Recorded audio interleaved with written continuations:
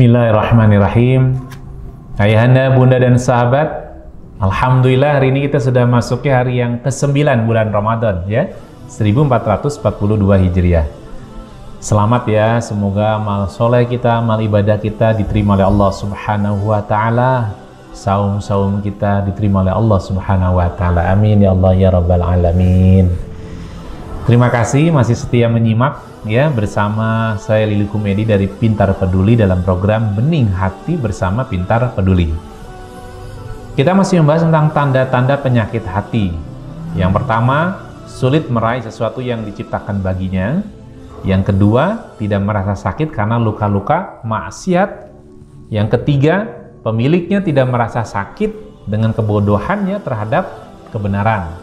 Lalu yang keempat nih sekarang yang kita bahas ya, pemiliknya beralih dari makanan-makanan bergizi kepada racun yang mematikan.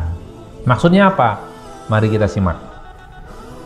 Hal ini sebagaimana mayoritas manusia yang berpaling dari mendengarkan Al-Quran yang telah difirmankan Allah Azza wa Jalla di dalam surat Al-Isra ayat 82.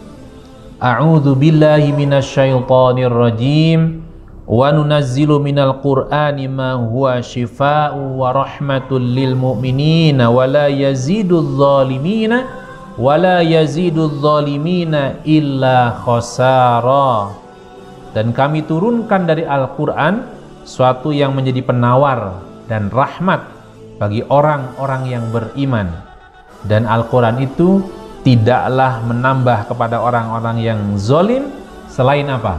Selain kerugian. Mereka mendengarkan nyanyian yang menumbuhkan kemunafikan dalam hati dan menggugah syahwat. Di dalamnya pula terkandung kekufuran kepada Allah Azza wa Jalla.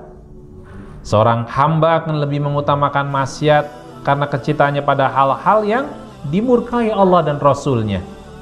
Dengan demikian, mengutamakan maksiat ialah buah dari penyakit hati, dan hal itu kian memperparah penyakit hati pada dirinya. Ayahanda, bunda dan sahabat, selama hati sehat, ia akan cinta pada apa yang dicintai Allah dan apa yang dicintai oleh Rasulullah Sallallahu Alaihi Wasallam. Di dalam surat Al-Hujurat ayat 7, Allah Subhanahu wa taala mengingatkan kita. Dan ketahuilah olehmu bahwa di kalanganmu ada Rasulullah. Kalau ia menuruti kemauanmu dalam beberapa urusan, benar-benarlah kamu mendapat kesusahan. Tetapi Allah menjadikan kamu cinta kepada keimanan dan menjadikan keimanan itu indah di dalam hatimu, serta menjadikan kamu benci kepada kekafiran, kefasikan, dan kedurhakaan. Mereka itulah orang-orang yang mengikuti jalan yang lurus. Lalu Rasulullah SAW bersabda, "Dzaqa halawatal imani man radiya billahi rabban wa bil islami dinan wa bi Muhammadin rasulan." Telah merasakan manisnya iman orang yang rela Allah sebagai Rabb, Islam sebagai agama, dan Muhammad sebagai Nabi. Hadis riwayat Muslim. Beliau juga bersabda, "La yu'minu ahadukum hatta kuna habba ilaihi min waladihi wa walidihi wan nasi ajma'in." Tidak sempurna iman seseorang di antara kalian sehingga aku lebih ia cintai daripada dirinya sendiri, anak, dan keluarganya, serta manusia semuanya. Di dalam hadis riwayat Al-Bukhari. Ayahanda, bunda dan sahabat, mari kita sesuaikan dengan diri kita, ya, diri saya, diri ayahanda, bunda dan sahabat. Jangan sampai kemudian Allah sudah memberikan makanan-makanan bergizi buat kita, khususnya dalam hal ini buat kehidupan kita, lebih khusus buat jiwa kita, buat hati kita. Tapi bagi orang yang hatinya berpenyakit, justru dia lebih memilih racun yang mematikan. Ya, jadi mari kita lihat antara Al-Quran, handphone. Ayahanda bunda mau baca Al-Quran nih, ya. Udah satukan saja di handphone atau di tab, ya kan? Dibuka Al-Quran di handphone kita, di tab kita. Namun begitu mau baca Al-Quran, datang berita dari WhatsApp atau iklan ya dari media berita. Pilih yang mana? Nah, sederhana contohnya. Tapi ketika kemudian kita memilih bacaan Qur'annya, tunda dulu. Sebentar baca ini dulu. Nah, di situ ayahanda, bunda dan sahabat, Allah sudah memberikan gizi buat kita dengan Al-Quran.